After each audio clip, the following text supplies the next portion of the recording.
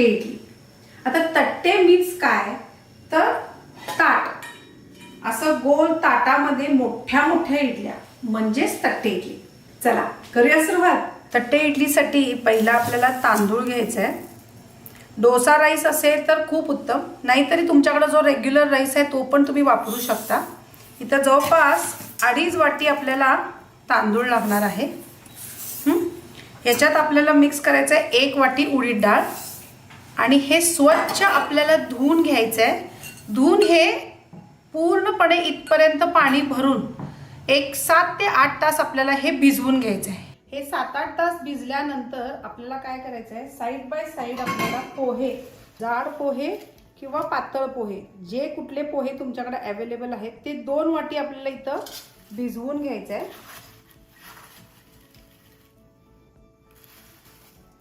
ते स्वच्छ 2 पाण्यातून धुवून नंतर हे एक 5 मिनिटं भिजवायचे आणि मग वाटताना हे पण आपल्याला ऍड करायचं। हे स्वच्छ मी आधी धुवून घेते।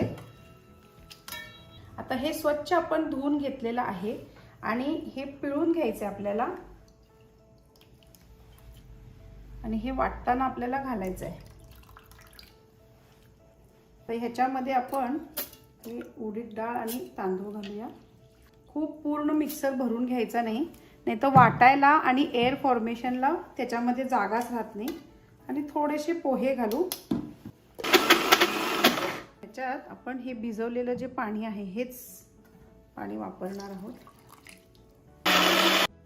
आता पीठ कसं झालंय बघा, काय छान ग्लेज आली आहे, अगदी मखमल सारखं पीठ झालेलं आहे। आंबवायला म्हणून जवळपास एक 5-6 तास, आता गरमी आहे 5-6 तासातच हे छान आंबेल। समजा जर थंडी असेल तर ह्याला आपल्याला जवळपास 8 तास तरी सहज लागणार। आता हे आपण 5 ते 6 तास आंबवण्यासाठी ठेवूया, म्हणजे फर्मेंट करण्यासाठी ठेवून देऊया। हे इथं बघा, हे तट्टे इडलीचं स्टँड आहे। ह्याची एक बाजू जी आहे ती अशी फिरते, म्हणजे आपल्याला ह्याच्यामध्ये ही प्लेट अशी छान ठेवता येते आणि मग हे असं लॉक करायचं। छान फर्मेंट झालंय हे बघा, मस्तपैकी फर्मेंट झालेलं आहे पीठ। या प्लेटला तूप किंवा तेल, मला तूपच आवडतं, तुपाने छान सुगंध येतो आपल्या या इडलीला।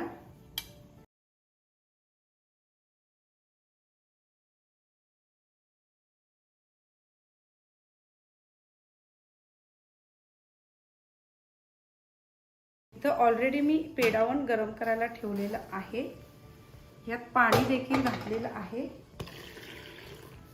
आणि ह्याच्यामध्ये जाळी एक घातलेली आहे।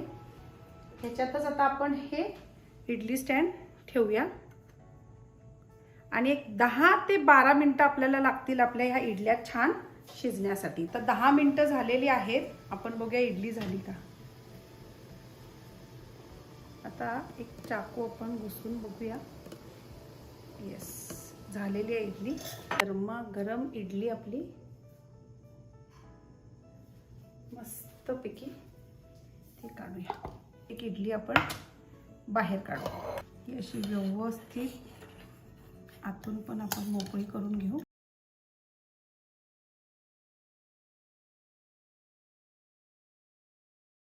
थोडी फ्लफी झालेली आहे, एकदम अशी आहे बघा, सॉफ्ट।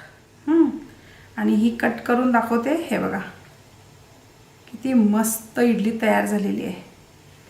हे बघा, मस्तपैकी कच्ची कैरी आणि लसूण घातलेली चटणी आणि इडली।